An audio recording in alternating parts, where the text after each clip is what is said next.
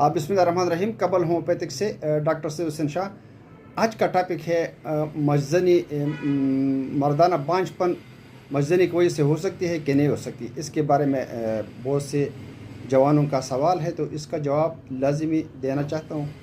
तो हद से ज़्यादा मजनी हार्मोन्स का तवाज़ुन बिगाड़ देती है।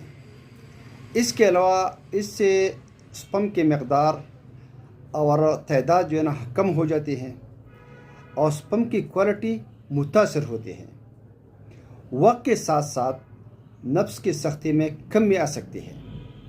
दिमागी कमज़ोरी, थकावट, सुस्ती बढ़ जाती है। ज़्यादा आदत पड़ने से जिनसी ज़िंदगी पर मनफी असर पड़ सकता है।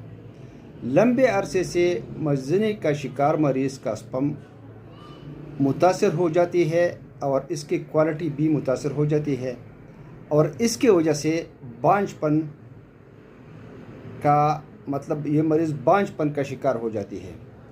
होम्योपैथिक में इसके लिए मुख्तलिफ़ कंडीशन में मुख्तलिफ़ मेडिसन मौजूद है।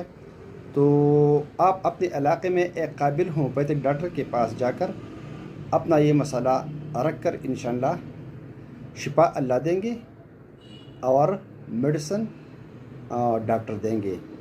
दुआ में ज़रूर याद रखना। बहुत शुक्रिया। अल्लाह हाफिज़।